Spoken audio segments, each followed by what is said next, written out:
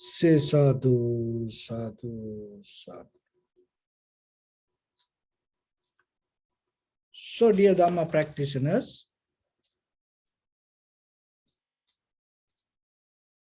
as ordinary people, we always struggle in this life with our imagination and with our reality. So the imagination sometimes become more stronger than the reality. But end of the day, the imagination going to disappear, your reality going to be in front of you. So the meditation is a method. You develop a science inside you by practicing. Slowly drop the imagination and then slowly come closer towards the reality. So in a certain level, when you completely drop the imagination and fulfill the connection with the reality, that fulfillment, another way we call the wisdom. And the very nature of that wisdom, it gives total understanding regarding the imagination and the reality and the process how you can drop the imagination and the very nature of the reality. So when you have this total understanding and you become more calm, relaxed, tranquil, and you gain undisturbed mind, and at the same time,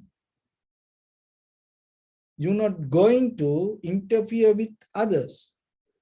Why? Because the very wisdom you gain itself show you, even though you reach to the reality, even you touch the reality, even though you see the reality, sometimes around us, other people and their imagination is so bigger, stronger, older than the reality happening within themselves. So that is where you gain the compassion. That is where you become more humble, which is very necessary when you walk in this path. So observation, inhalation, exhalation, bringing you a method slowly to become very clear within your moment of experience.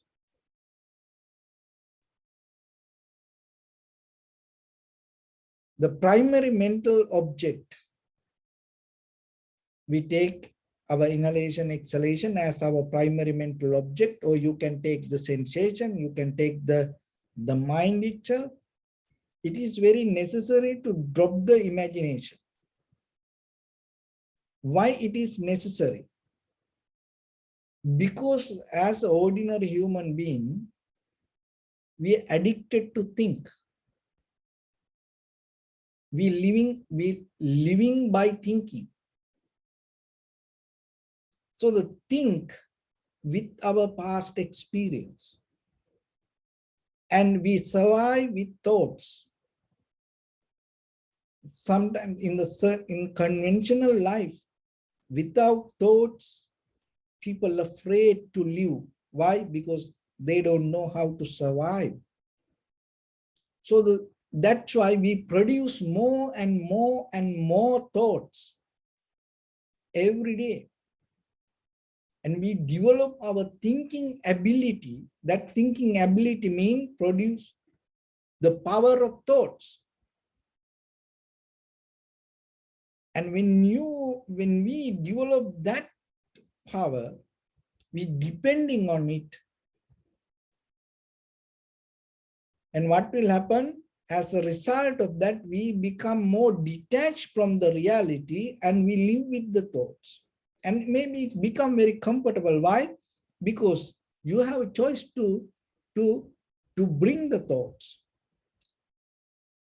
And you are deeply so comfortable to produce thoughts. And then that imagination become so comfortable to us to go with in this life. So then how the primary mental object help for us? And sometimes some people can argue, okay, primary mental object also a thought. It is a thought, it is a recognition, it is the mind, but it always go with the present moment of reality. That's why you follow the sensation. So in the beginning, you need that as ordinary people. So without a primary mental object, suddenly you cannot go into blank mindset. So the primary mental object like this. So there was a father went with his child to play with the kite. And then the father start to send the kite little by little, kite start to go higher, higher, higher. And by the time the child start to argue with the father, Father, you are holding the kite. You not allow the kite to go higher because you holding by the thread. Why you don't lose it? Why you don't release it? And father tried to explain it. It need the help to go higher. But the child didn't understand. So then the father, now the child arguing, then the father had only one choice. What is that? He released the kite. He released the thread. And then what happened? The kite start little by little, come down, come down, come down, and hit the building and disappear. So our mind also like that. In the beginning, without a primary mental object, if you don't have a very good solid practice, without a primary mental object, it is very difficult for you to get into the tranquility state. So that's why you hold it to a sensation. And then you become very limited to the sensation. When you become very limited to the sensation, in that very moment, that sensation happens as a reality. So that is a very real experience in the moment. In that very moment, what happening, your mind drop the imagination. So when that pattern becomes stronger, when that method or the mechanism becomes stronger, mind able to pick up very easily the moment of reality or the sensation rather than imagination. So the meditation is the method. Little by practicing, you develop it. Because sometimes people can argue, why you have to practice meditation? Why you want this? Why you want that? So like that. And when you gain this method, it itself become a profitable skill to you. Why it become a profitable skill? Because whatever you practice with mind become your life. And especially when it comes to the profitable skills, that all the skills that you carry, it is depend on the condition of your mind. The way your mind behave affect for your whole life. So this is one of the good behavior if you can develop in you. Tuning to the present moment, dropping the imagination. And when you develop that way, as a result of this, you gain certain qualities. So when it comes to profitable skills, or when it comes to the wisdom, conventional wisdom and the eternal wisdom. And there are few qualities that you can develop. One is called Aya Kausalya. Aya means that the progress that you can have. Kausalya means profitable skill. From this level to become better person, you need certain kind of effort inside you. Because by luck, wishing, hoping, dreaming, asking, you cannot gain that success, development inside you. Even it is a material skill, doesn't matter, it's a spiritual skill. So to gain that success, you need inside effort. So that effort is called Aya Kausalya. So when it comes to the Aya Kausalya, there are two qualities. Aya Kausalya means right away, you can understand when you want to gain something or reach something, to attain something or to do something, right away you recognize it is ability. It is a skill. You recognize which things to drop.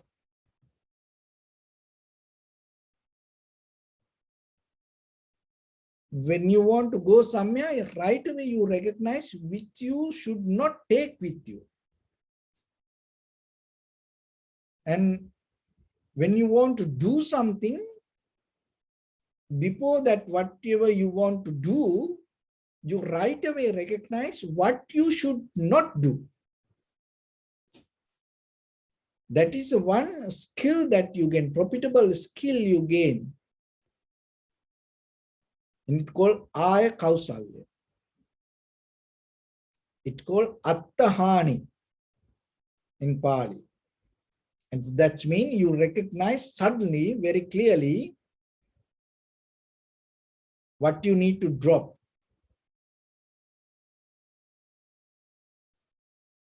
And another one, what you should keep. So two things, what you should drop and what you should keep. It is a skill. It is a wisdom. So you can apply it to your conventional life, and at the same time, you can apply it to your spiritual practice. In day-to-day life, even at home, even your pocket, wallet, bag, even in your car, even in your luggage, even in your room,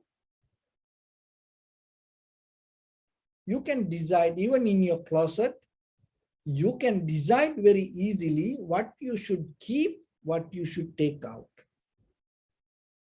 So you try to practice in a very day-to-day life, physically, materially try to practice it. When you open the refrigerator, you right away recognize what should you keep and what you should take out. So that become a skill. So then when it comes to a profitable skill and you practice it, the material, and then mentally you can practice. What kind of thoughts, what kind of ideas you should keep, what kind of ideas you should take out. What is the measurement? If anything related to greed, hatred, and the delusion, you gain the understanding, you should not keep it. If any thoughts related to loving kindness, generosity, compassion, wisdom, you keep that thoughts. Otherwise, you don't repeat it. So if you need any thoughts related to the greed, hatred, and the delusion, you don't repeat it again and again in your mind. And then that thought in the surface level will disappear. If you keep repeating, remember, it become powerful. So this method is called Aya Kausalya. It's a skill. And another one called Upaya Kausalya. The Apaya Kausalya. The Apaya Kausalya means that you recognize whatever the skills or the whatever the abilities that you carry within yourself. If it is become a hindrance to yourself, you recognize this is a hindrance for you. And this will block your journey. And this will bring difficulties to you. Right away, you recognize. And then you're not going to associate that. And that also has another quality that if something is become profitable for you for today and for the future, and it will help for you, and then you're going to keep it. So that way, deeply in your mind, you become more clear with the material world and even in your mental world, in your psychological life. So when you keep that balance, when you purify every day, why? Because we are living in information world. Every day there are a lot of information pouring into us. So then you have to come to a point right away, what kind of things you should keep with you.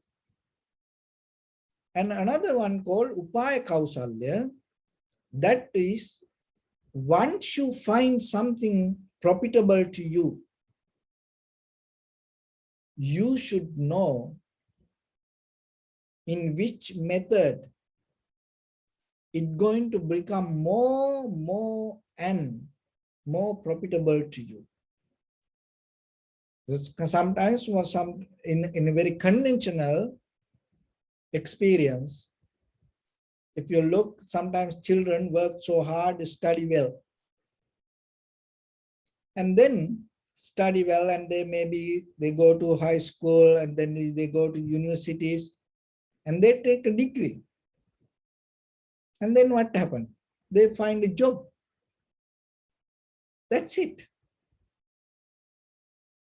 So they did very well, and at the same time, in a certain level, the effort, the success that they had every day, the newness, in a certain level, they come to a point